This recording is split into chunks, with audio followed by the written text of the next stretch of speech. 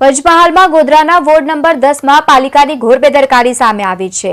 અહીં આશ્ચર્ય જોવા મળી રહ્યું છે। પાલિકા ખાડો ખોદી અને ત્યારબાદ પૂરવાનું જ ભૂલી ગઈ છે। વર્ષ પહેલા પાલિકાએ અહીંયા ખાડો ખોદ્યો હતો, પરંતુ હજુ સુધી પૂર્યો નથી। ખાડામાં ગંદકીનું સામ્રાજ્ય જોવા મળી રહ્યું છે।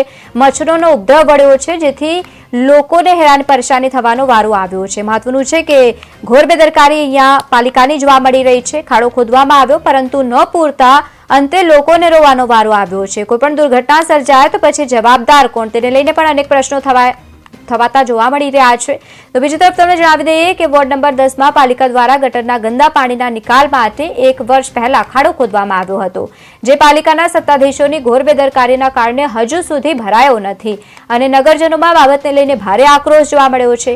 આ ખાડામાં રાહદારી અથવા તો વાહન ચાલકો પડી જાય તો પછી જવાબદાર કોણ, તેને લઈને પણ અનેક સવાલો ઉભા થઈ રહ્યા છે। છતાં પણ પાલિકા આ ખાડા કાન કરી રહ્યું હોય તેવું લાગી રહ્યું છે।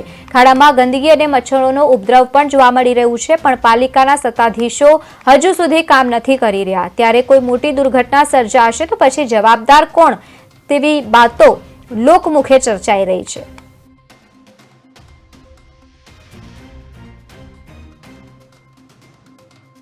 बोलूं हाँ, 1 વર્ષથી ખાડો ખોદીને ગયા છે નગરપાલિકા વાળા, મ્યુનિસિપલ ઓફિસ વાળા આવતા નથી ને જેને બી સભ્યોને કહે છે આવે છે કરીએ છે, કામ કરતા નથી। અંદર રાત્રે માણસો પડી જાય છે, હાથ તૂટે પગ તૂટે, એની જવાબદાર કોણ? એને જલ્દી કામ એનું પૂરું કરાવો અને અહીંયા ગંદકી જુઓ।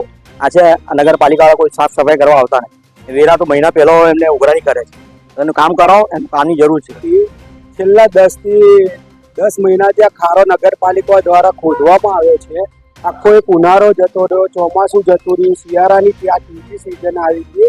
ઘણીવાર રજૂઆતો વહીવટી તંત્રને કરી, નગરપાલિકાઓને કરી, અહીંના સ્થાનિક પ્રતિનિધિઓને પણ કરવામાં આવી છે।